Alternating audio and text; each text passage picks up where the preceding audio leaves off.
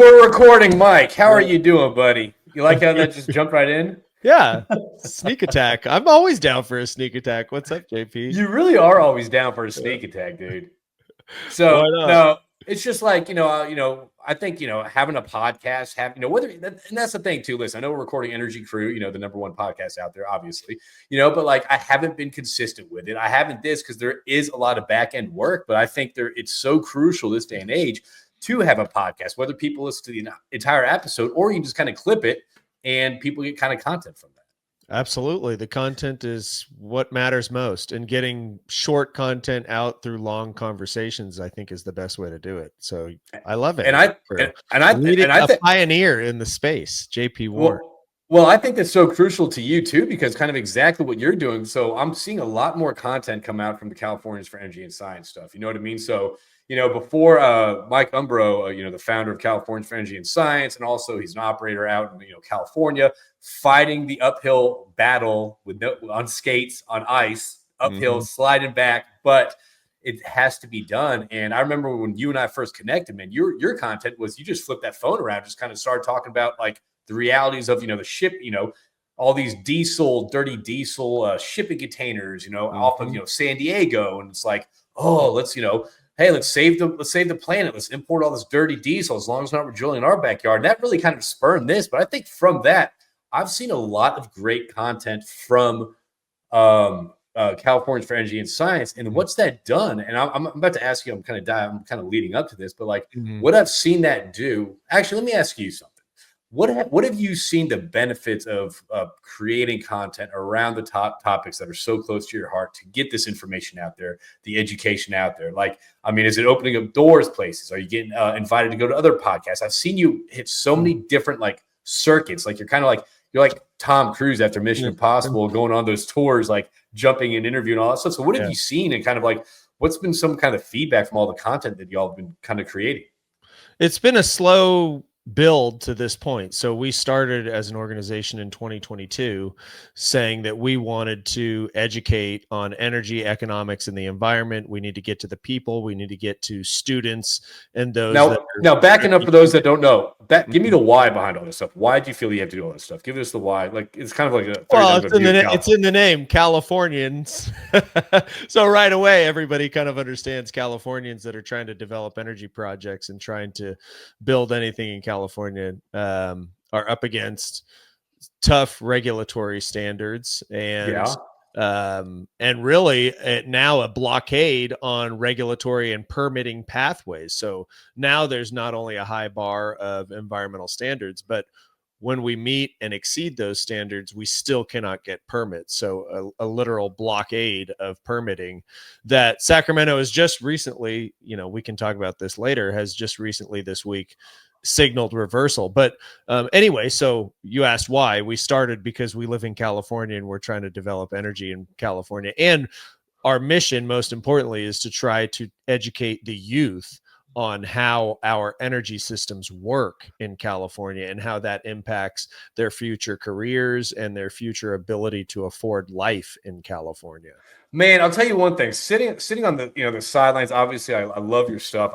I support what you do. But man, I mean, someone that's just hearing this and all that stuff, I would imagine walking into rooms of youth, especially in California, obviously with all the propaganda, with everything that's kind of getting thrown out there. And listen, you and I are both energy maximists. We understand pros and cons of all energy sources, right?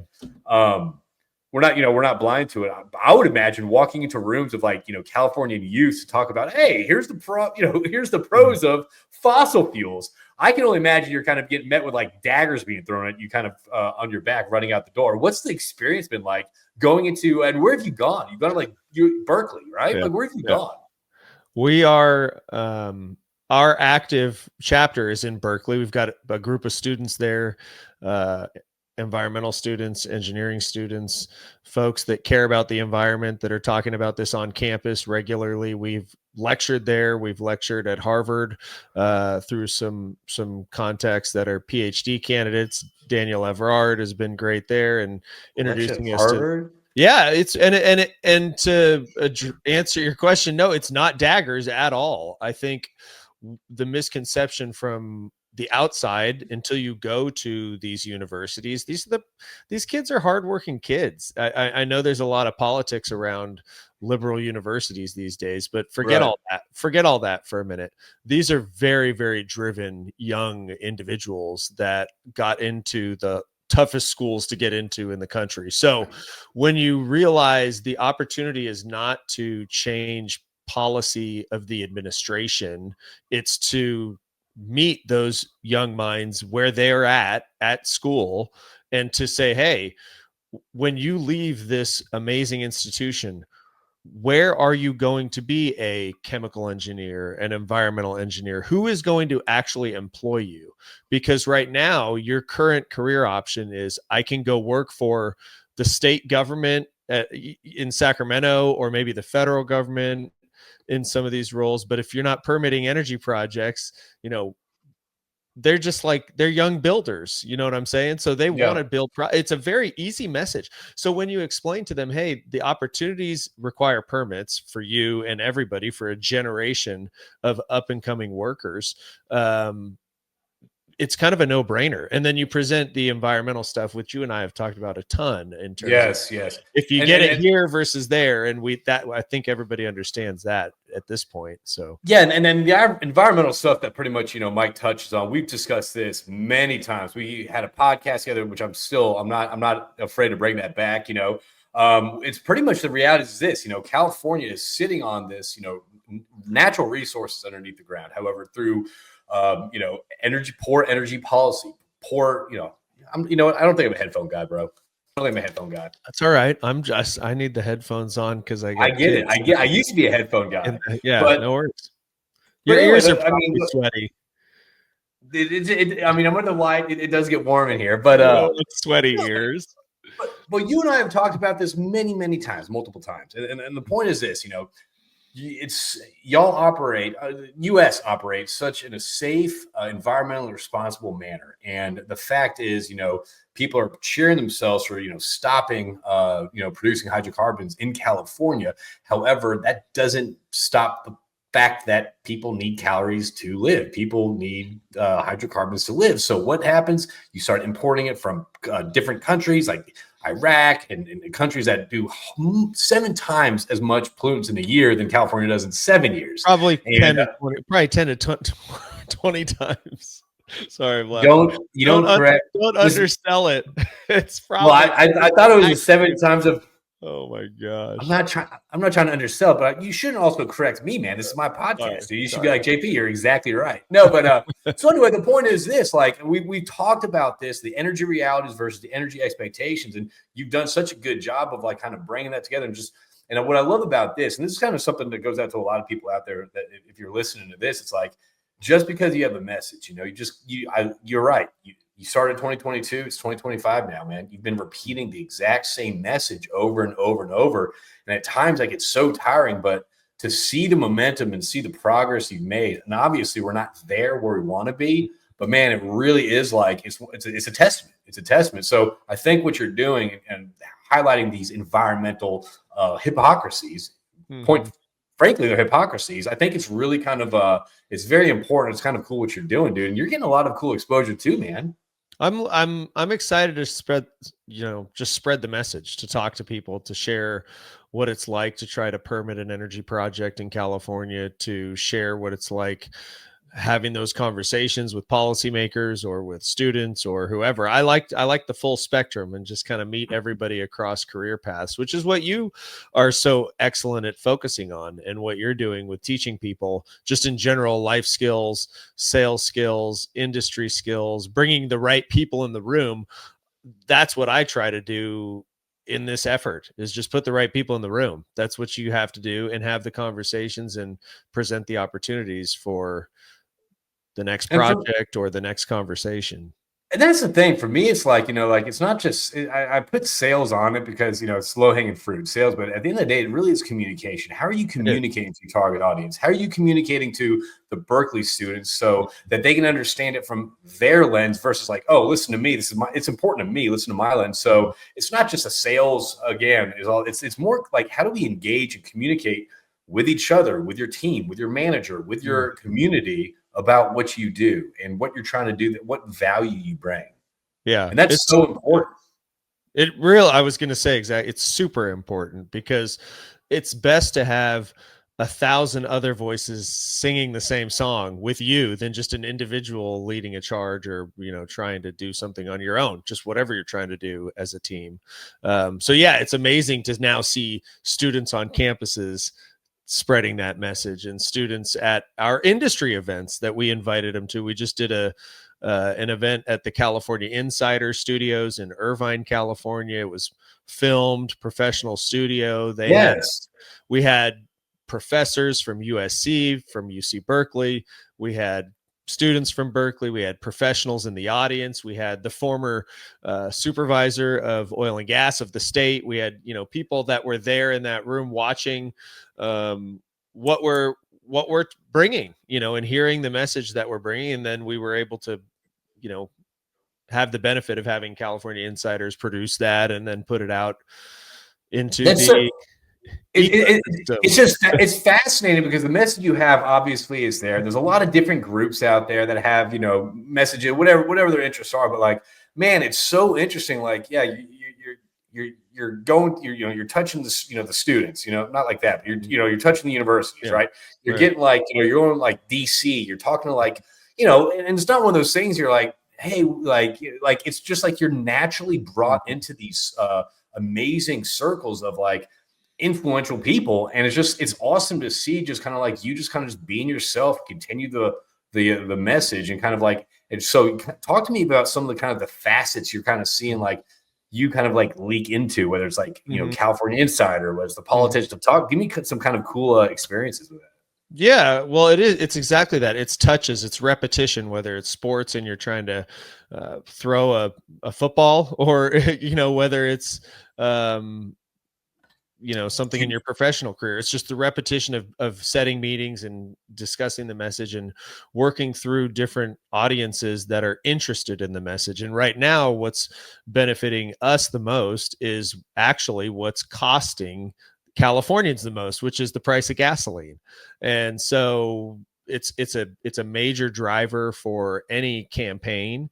And we're going to have a gubernatorial primaries here coming up, and then a new governor shortly thereafter. So highest gasoline prices in the country. So those are kinds of one of the more interesting recent stories has been a professor, Michael Miche, put out a gasoline report out of USC, the Marshall School of Business. He puts out this report that says we're going to have $8.50 gasoline when these two refineries close. So I said, okay, boom, professor, here's our organization, Californians for Energy and Science. Hopefully we'll come lecture on his campus now that we know each other. But I said, hey, we're putting on this event at California Insider. Would you come talk? He says yes. And in the interim of saying yes to come and do that recording a week and a half ago or 2 weeks ago, the governor started calling him out specifically and his study out in the news. Michael Miche saying he was wrong and, literally calling out the academics at this point from Sacramento by the governor. And so I was just like, this is amazing, because what more could you want than to have the person that's authored, a 200-page in-depth economic study on the crisis of California's refining system, and then the governor's, he's wrong. He's wrong, and now we're about to find out what happens. So that's the most interesting thing, to answer your question, is like just what's rolling out in front of us. Real man, time. Let me ask you a question, man. Like, I mean, we're in Texas, obviously. You're in California. The gas thing is just obviously. It seems like it's a constant, state of conversation. Is the blame game kind of getting fed up with residents there? Are they seeing like, hey, it's not the refineries, it's the taxes, like it's these policies? Like, are they noticing that? Like, I mean, are the conversations happening like that? The boomerang? Yes, and it's unfolding because of the Palisades fire and nobody can get permits to rebuild there. It's unfolding because of the homeless crisis and homeless in every major city. It's unfolding because of the immigration crisis and people washing up on pontoon boats from Mexico up and down Southern California. It's unfolding because all of the far left ideologies are kind of colliding with now our world, which is energy, and it all relates to government and Right. Sacramento controlling everything. And the 40 million people, the largest state in the country by population, and a major player in anything policy, particularly the environment. So now we're seeing that just bubble up on a national scale with President Trump and Republicans shooting down the EV mandate by 2035. They killed that. Thank God, Do you saving the think people of California. wait, so they got rid of that? So do you? Yes, I would trace they that took back to away. you and I first covering that. I think that was us, up to us. We should get credit for that. Absolutely. California gets special waivers because of its status as the fourth largest economy in the world and such a player in the United States. It gets waivers for setting mandates that end up impacting many other states. Right. So that waiver was withdrawn. And a lot of people talk about the 2035 mandate of 100% electric vehicle sales. That was the ultimate mandate. We're at like 20% EV sales today in California, and it's actually been declining the past That's a two quarters. lot, though. It's peaked. It's 20% though. 20%. They It doesn't. That's still a lot, though. but the numbers bumped it up to needing 35% next year and 50% the following year. So the hurdles that we were about to hit were about to bankrupt all sorts of car dealers because the metrics are, they would be limited in the amount of ICE vehicles they could Yeah. sell unless they sold a certain amount of EVs. So the metrics were about to effectively double over the next 2 years for the requirements. So it wasn't necessarily a fight for 2035. That was a fight for the next 2 years, and That's tough. severely impacting that the people of California will not know anymore, at least for the time being, because President Trump took it away, which is, again, thank God that he did that, because life would have been that much more expensive in California. God. So let me ask you a question. So, like, with everything going on, I think you and I, we were hot and heavy in the, at our, Energy Fact Checks podcast. And that was like right in the middle of like, just horrible decisions being made, horrible policy, ideas being thrown out and all that stuff. You and I, we both got busy, we both got busy building our, ecosystems and all that. Our And empires. yeah, not an empire. So, my question for you is sitting here right now, July 1st, right now, it's probably, 150 degrees here in Houston. It's probably 72 degrees there in California where you're at. Yeah, it is exactly right. How are you? Stop. I guess my question is like, how are you feeling right now about kind of the general state of things? I mean, is it kind of like, is it still kind of inspiring to you? Is it kind of like, is it such a mess of a he said, she said type of like environment when it comes to energy policy in California? How are you feeling about kind of the just overall like trends of everything? I feel optimistic that things will change, but there's really nothing to feel good about because everybody is suffering with this. $4.60 gasoline as an average in the state of California is breaking people, people that have to commute to work and people that have to buy groceries, which obviously the price impacts Yes. greatly. All of it impacts the people in California. And so inflation is real for people. So I'm worried about, we have 2 refineries closing in the next 12 months. That's going to remove 19% or so of our remaining refinery capacity. So we're going to be importing more finished product from overseas, which we do not have currently the terminal capacity for. And then one of the refineries that's closing does not have a plan to transition to an import terminal. So we're losing. So what the hell are y'all going to do? I don't get this. Like, what's the logic behind this decision? This is why Michael Miche thinks we're going to have $8.50 gasoline. This is why, because economics, supply and demand are pretty straightforward, and you can run the models and look at the economics.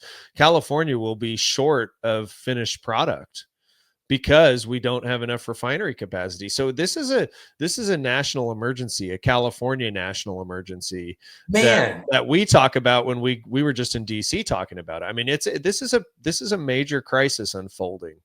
And the problem is though, it's such and this is my perspective. You're living in it, but like I feel like it's just like a shouting match across the aisles of who's right, who's wrong. But the reality is this: it goes back to the consumer. At the end of the day, physics will work. Economics, the realities of supply and demand will work. And man, so like that's kind of that's y'all are kind of in this crisis mode. You're right, because like not only is there refining capacity and all this stuff, but I remember our earlier conversations too, like because the pipelines that y'all imported also from states around you, from like Colorado, Canada, all stuff, like it doesn't make sense. It doesn't make sense for the largest state, the largest energy state consuming states, really kind of suffocate themselves when it comes to their main drug. It's pointless. It's senseless. It's self-inflicted wound. We could be prospering greatly, and I think we will. I think the Energy Dominance Council put together by President Trump is going to unleash California, and so I am very optimistic about that. But they can't act soon enough, and so it's going to take a lot of time to rebuild once they can really get their arms around what's happened to California. But it's the what you're asking is why because of exactly the ideology that Germany adopted. We're going to go to 100% zero, net zero. You cannot function as the world's fourth largest economy without producing emissions or environmental impact. It's just a physical impossibility. So what we're seeing is the physical world is really smacking us in the face in California. And,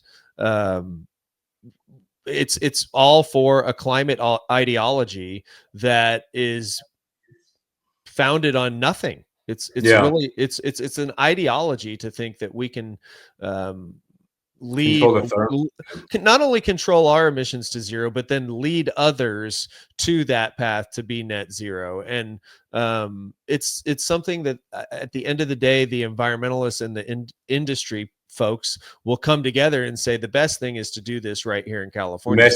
It's frustrating to know what the ultimate solution is, but it's going to take us too long to get there. It's like we know the answer. Why are we waiting so long to come to the table and figure that answer out or discuss the answer, what that looks like?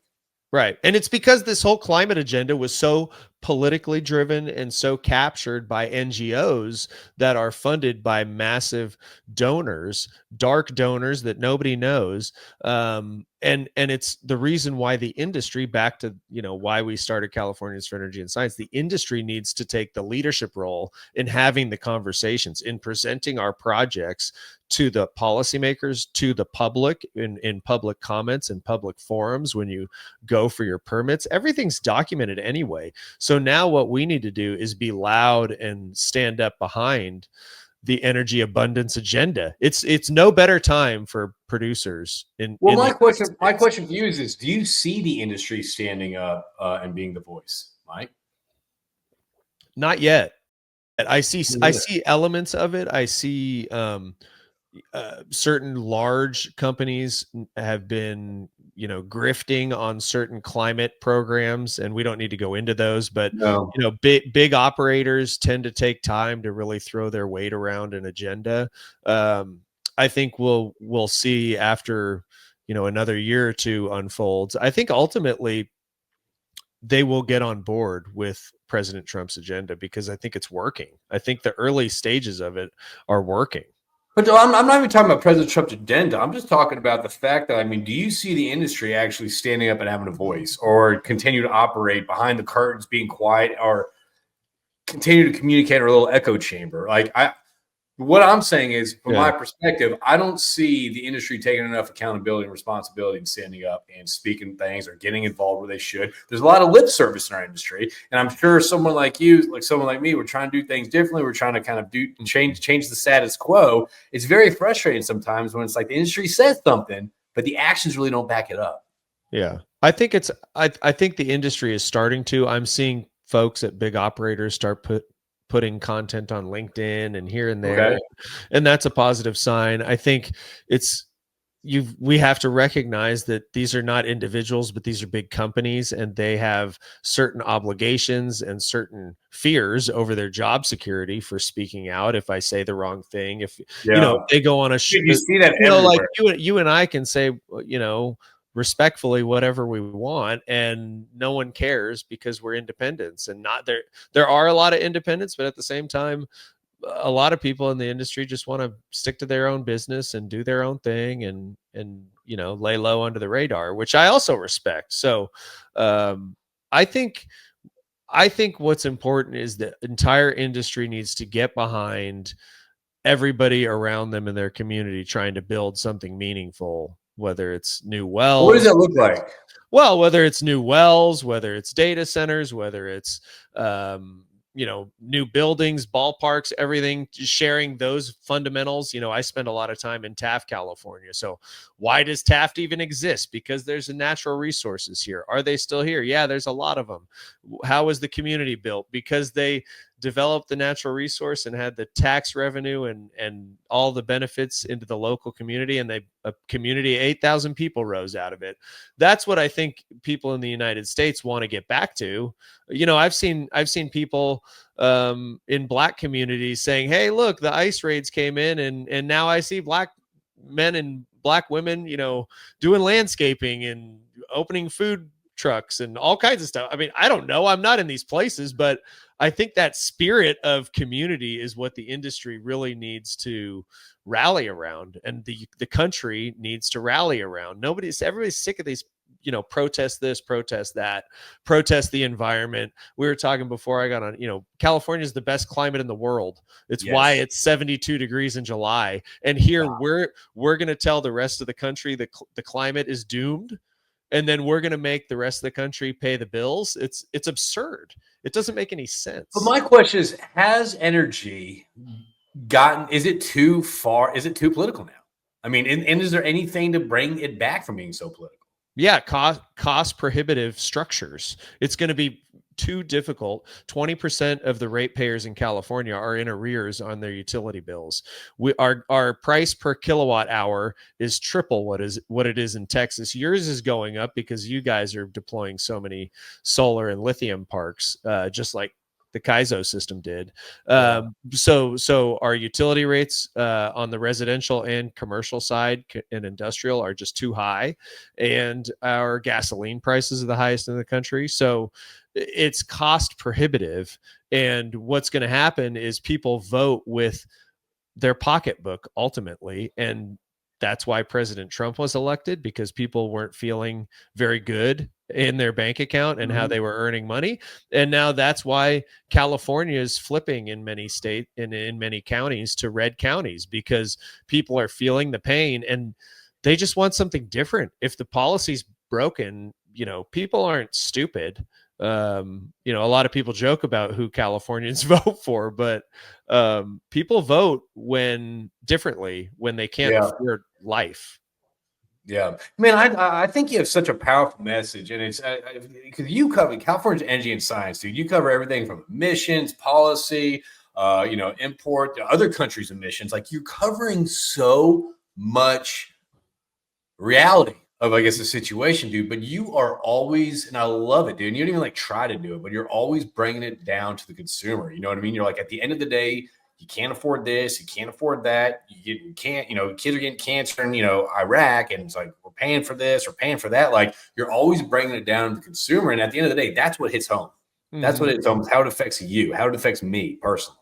Exactly. And the consumer is what's going to win the environmental movement when we decide to buy less stuff from China, buy less stuff at the store when we go, walk a few more miles instead of drive a few more miles, just, reasonable things, rather than telling people you have to buy a new type of vehicle to save the environment. Buying something new is never the solution. So I think more what is it to reduce your carbon footprint? Just buy less shit, right? Exactly. I mean, reduce, reuse, recycle. That's what we grew up on. Let's get back to the basics, and then, unleash California energy, unleash United States energy. Exactly what we're trying to do. Where have you found the most interesting source of support during your journey? And you can't say your wife or family. Give me the most interesting sport. I think people that wouldn't even think of support, you believe, I know, in the power of networking, but people that go to something that you've put on, or they see something that you're talking about, even on the internet, and they say, "Hey, I saw that conversation and I want to help out." And then, okay, it turns out that person is actually working with people at a very high level in Yeah. certain companies, in certain circles in Sacramento and Washington, D.C. And it turns out that they can help you. And so I think that that's been the most exciting thing in terms of meeting folks through spreading just the message. So I think it'd be so cool to go to DC and kind of have these conversations with, decision makers, just kind of like be in the room, kind of hear how they talk about all this stuff. Yeah. But bro, you are living it. You're doing it. You're going coast to coast doing that. Let me ask you, what's been some of the conversations you've had? And you don't have to name their names or Yeah. anything like Yeah. that. But what's been some conversations you've had with some of these people that are influencing the nation's lives when you start having these conversations? What's that like? And how are you getting in front of them? What's it like? Dude, tell me a story. Walk me through the experience. So we have a slide deck called California Energy Emergency, and Where do you find it? I can post that. I've posted it on LinkedIn. I can post Okay. that elsewhere, and Okay. we distribute it to our members, our email list, so people can go to energyandscience.com, sign up, and you can get this information. We open source what we're doing, but we talk to certain officials about what impacts them. So we've been going for years to Senator Sullivan's office in Alaska, talking about the fact that 50% of Alaskan crude gets imported to California and goes to our refineries. So we Yeah. don't want to shut down our refineries. We want to extend our relationship with the state of Alaska. Alaska and California, not too long ago, supplied 95% of the crude oil to the state of California. Now 75% of it is foreign imports. So we've been talking about that message before the Energy Dominance Council was even an idea, Wow. for years in DC. So people respect us from that point of view. We've been doing this for years. And then we'll go to other folks and talk about a national security risk of losing 20% of California's refineries. And oh, by the way, another 10 or 20% is about to follow. This whole thing is a very delicate refining House of structure. cards. Yeah. Oh my gosh, it's been really beaten up and beaten down for 40 years of relentless environmental impact, fees and lawsuits, and just the failure to recognize that we depend on these facilities for modern life in California. So it's all at risk of going away. So those are the most interesting conversations when you're talking to officials in congressional offices or staffers or whatever. And you're just there to just I'm like, dude, I'm curious. Like every time I see your post or like we talk, when you're kind of like at the airport or headed back from, I'm like, so what are you guys talking about? Like, so Yeah. you're just there kind of just providing information to just kind of not guiding them, just filling them in on the realities of what you're doing. Exactly. All the information that we use is from the EIA or California Energy Commission, just federal or state sources, and just presenting facts and data and saying, hey, alternatively, we could get back to California and Alaska supplying 95% of California's oil, but it would take XYZ to get there. And so, walking through a game plan of how you can achieve those goals and how you can present really projects that are ready to develop. But now one of the critical conversations we're having is just the apathy of the industry, the Atlas shrugged sentiment, where we've tried to get permits for 6 years under Governor Newsom and we haven't been able to. And so everybody's stopped trying to get permits. Even the new well applications the past 2 years are like in the hundreds, and we normally drill 3,000 wells a year. And it's not because people don't want to drill.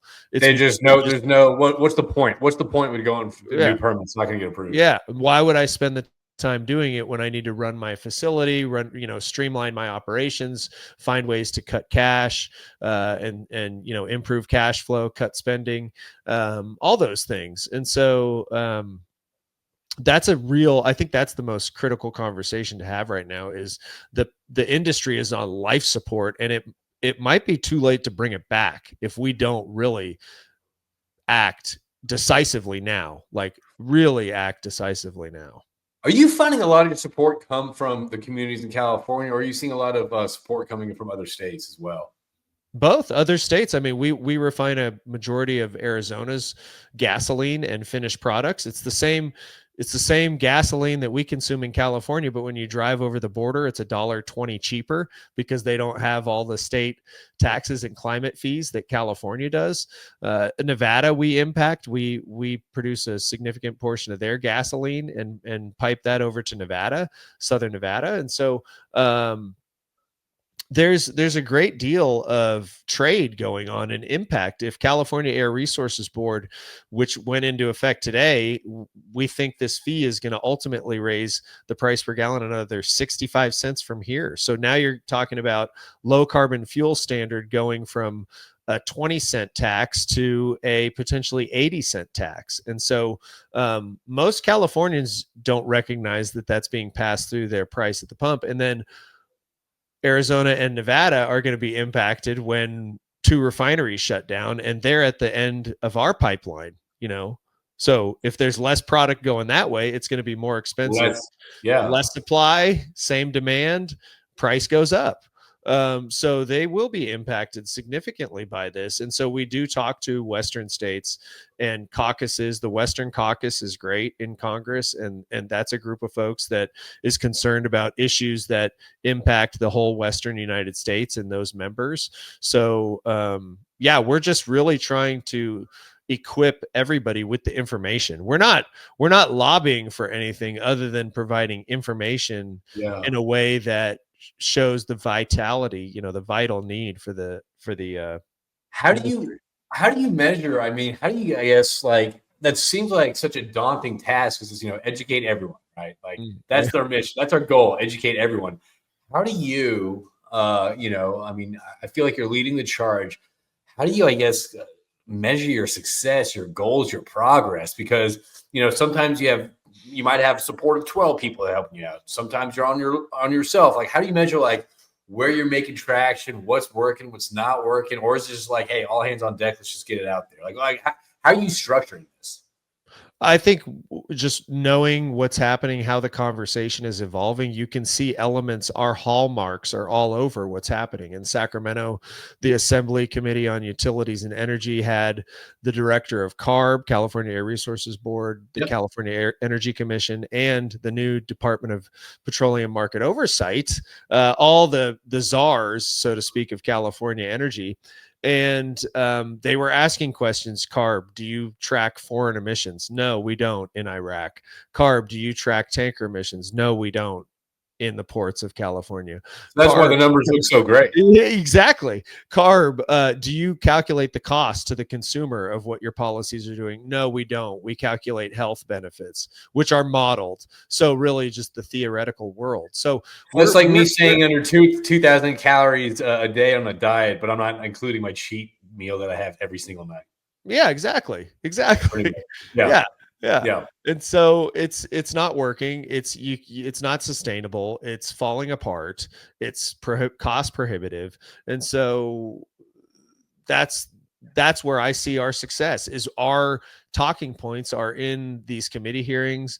People want to introduce us to people that are crafting you know, a response and really trying to mount a transition offense. We need to get back on offense and win back those valuable yards on the field that we've just lost over the past 40 years in California. But the whole country really took a step back under the Biden administration. So it's good that we're, you know, back on a local energy theme. That's the most important thing.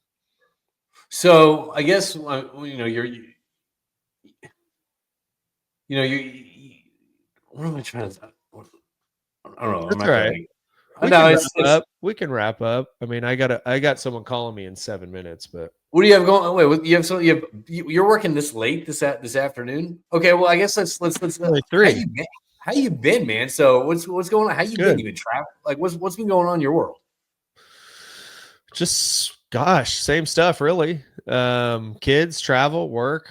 I mean, you know. Okay, no, let's summer life. So the what? Summer life. Kids doing surf camp. Yeah, it's really rad. They're surfing. They're learning how to surf the right way. Yeah. Yeah, our good friends are doing it for him. He's an awesome surf instructor. So yeah, it's pretty cool. That's pretty That is cool. pretty dope. Yeah, they're having a good summer. Okay, I want to real quick go back to this real quick. So Yeah. when you're talking about California energy and science and all this stuff, where do you see this progressing and going? Do you see this kind of be building up into more of a kind of established, like huge, like organization? Like, where do you see this kind of evolving?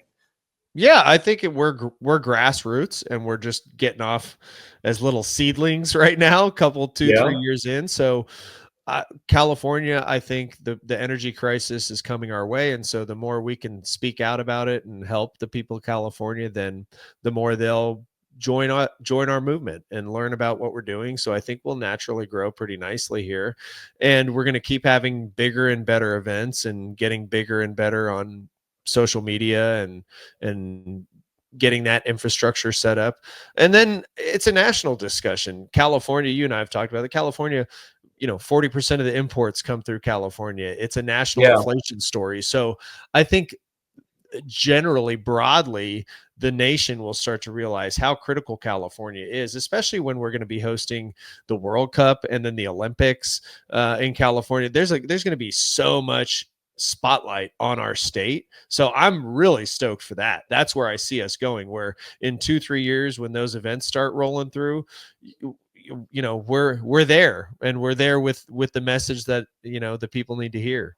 Y'all should sponsor something for the Olympics. Just get that logo up there somewhere. Have them go to that website. I know. Hey, you never know. By then you might. I mean, dude, my thing at the end of the day, it's like, y'all are an organization. There's so many different organizations out there. The fact that you're actually finding your voice and not getting drowned out with a lot of different other, whether it's similar messages or competing messages or anything like that, I think that's such a powerful thing to do. And I think as you grow, it's going to be exciting to watch you kind of maybe expand to even other states. I mean, do you see that I kind hope of so. potential? I would love to. I would love to. It's kind of funny too. It's like it's not funny, but like people listen to you. Like people hear you. I think like you've been brought up several times around the crew club table. Obviously, I always have to plug you're my BFF from Cali. But the thing is, though, it's always one of those things too, where it's like, oh well, that's California. That's not gonna happen here. That's just California. It's like, man, like if you can like comment on that, like for me, that's kind of like policy. Yeah, like it's really it's doesn't really have a lot of boundaries because California did that 2035 mandate. What happened like 2 months later? New Jersey on the other side of the coast did the exact same thing to mirror that. So policy spreads. Right. The thing that California's an island. And I would encourage people to stop thinking of California as this totally lefty, crazy place and start thinking of it as like, wow, I have a different point of view, and maybe I can help California flip, and I can go buy my beach house, and that'll be a vacation home, and I'll really love California because I don't like 115 degrees in the summer. But seriously, I think recognizing that California sets the tone for national conversations, recognizing there's a reason this administration took away the waivers for the vehicle mandate. That's a huge titanic shift in policy from Biden administration, which is totally aligned with California. I think I'd also say that I've spoken Texas years ago saying you're going to have President Newsom, and everybody laughs, but hey, Vice President ran for president this last go round, and the reason that Governor and there was a conversation. We Yeah. heard conversation. Was it Harris going to be Newsom? Like, before it was decided. I remember that, and I'm like, I remember you saying that at the petroleum club, and everyone laughed at you, and you're like, right, all right, laugh it up, right, laugh it up, laugh it up, laugh it up. But laugh it up, yeah. But there's a reason he's in the national discussion again for 2028. And there now, between now and then, is a long time. It's an eternity in politics. So he could be looking pretty good, after schmoozing it up at the Olympics and World Cup. And if people aren't paying attention to the policies in California and really urgently signaling, and I don't want it to be in opposition. I think there's a way, believe it or not, to work with Governor Newsom. I think going to Governor Newsom and explaining, hey, you can have really good energy policy here locally in California. You just need to do XYZ. That's important. So there's a way to work together. Well, you know what else is important? That phone call. I'll talk to you later, Mike. Thanks for coming on. Hey, we got to talk about Crew Club. Love you, brother. Bye. Love you. And I want to thank Mike Umbro for coming on Energy Crew podcast. Can't believe I drew a blank there and completely forgot that the flow of the conversation. That happens though. It's late in the afternoon. I'm on Texas time. He's on Cali time. But hey, I want to thank everyone for tuning in to Energy Crew podcast. Again, check Mike out. Check the Californians for Energy and Science out. They're doing great work over there. Again, grassroots movement, but they're churning and they're getting momentum, and they're talking to a lot of different people about energy realities and energy expectations. And I love what they do. So again, that's Mike Umbro. Check him out. Thank you everyone for tuning in Energy Crew. And this podcast is brought to you by Liberty Drilling Services. But